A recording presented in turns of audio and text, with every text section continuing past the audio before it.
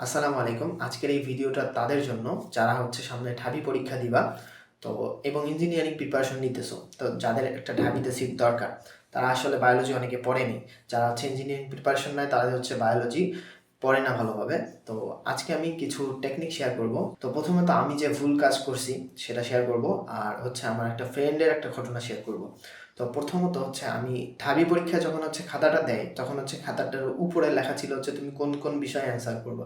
তো physics, chemistry, math, তো এগুলো আমি বৃত্তভাট করছি। দেন আমার তো মাইন্ডসেটে ছিল আমি ইংলিশে দেখাবো, তো আমি ইংলিশটা পূরণ করছি। তো আমি কোয়েশ্চেন তখনও পাইনি। তো হইলো ঢাবির ম্যাথ আমি ভালোভাবে দাগাইলাম, 15টার মধ্যে আমার 14টা হয়েছে। তো দেন ফিজিক্সে মোটামুটি হয়েছে 10টার নিচে হয়েছে, কয়টা আমার মনে নাই। তো কেমিস্ট্রিতে অনেক কয়টা ভুল গেছে। তো এভাবে ওভারঅল দেখলাম 30-এর উপরে যারা পাইছে তাদের খাতাটা রিটেনের জন্য কাটা হয়েছে।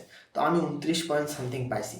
তো যে কাজটা করছি, আমি তো আগে তো ইংলিশ তো দাগাইছি না। ইংলিশ যে উত্তরপত্রের প্রথমে কি কি অ্যান্সার করবা সেখানে আমি ইংলিশ বৃত্ত ভরাট করছি। তো এখন যখন আমি ইংলিশ কোয়েশ্চেনটা পাইলাম বা কোয়েশ্চেনটা পাইলাম, তখন দেখলাম ইংলিশ আমি একটাও পারতেছি না। তো খাইছি একটা ধরা এখানে। তো এখন আমি যে কাজটা আমি তো আর চেঞ্জ করতে পারবো না। তো এখন দেখলাম ইংলিশ আমাকে দেখাইতে হবে। তো ইংলিশ আমি 4টা দেখাইছি, মোটামুটি 4টার মধ্যে 2টা হয়েছে, 2টা ভুল গেছে। তো কিভাবে সম্ভব যে 2টা হয়েছে 2টা ভুল গেছে? তো আসলে এই জায়গায় আমি ধরাটা খাইছি। তো এখন আমার একটা ফ্রেন্ড যে কাজটা করছে, সে যখন পাইছে সেও ইঞ্জিনিয়ারিং প্রিপারেশন নিছে। তো এখন সে ইংলিশ পারতেছে না, ইংলিশ পারেনি। তো তার বাংলা দেখতেছে 5-6টা বাংলা এমনি কারেক্ট করতে পারবে। তো সে বাংলা দেখানো শুরু করে, সামনে পেজটা ফাঁকা রাখছিল, পরবর্তীতে সে বাংলা বৃত্তটা ভরাট করে দেয়। তো বাংলা দাগানোর পরে 5-6টা কারেক্ট হয়ে গেছে। সে তার রিটেন খাতাটা কাটছে, আর সে একটা ভালো সাবজেক্ট অবশ্য পাইছে। তো এখন সে ঢাবিতে পড়তেছে। তার সিকিউরিটি পজিশন খারাপ আসছিল, বাট ঢাবিতে একটা ইঞ্জিনিয়ারিং সাবজেক্ট পাইছে। তো এখন এই ঘটনাটা শেয়ার করলাম। তো তোমরা অনেকে হয়তো চিন্তা ভাবনা করছো যে ইংলিশ দাগাবা, সিকিউরিটির ইংলিশ সহজ ছিল। তো এখন যেহেতু আলাদা আলাদা পরীক্ষা নিবে, তো এখন ঢাবির তোমরা একটু কোয়েশ্চেনটা অ্যানালাইসিস করবা ইংলিশ, দেখবা যে আসলে ইংলিশগুলো কিন্তু আসলে কঠিন হয়। তো আমি অতটা বুঝতে পারিনি, যে ভাবছিলাম হয়তো পাবো 5-6টা এমনি পাবো, কিন্তু 5-6টার জায়গায় আমি 2টা কারেক্ট করছি আর 2টা ভুল করছি, যেটা আসলে অনেক।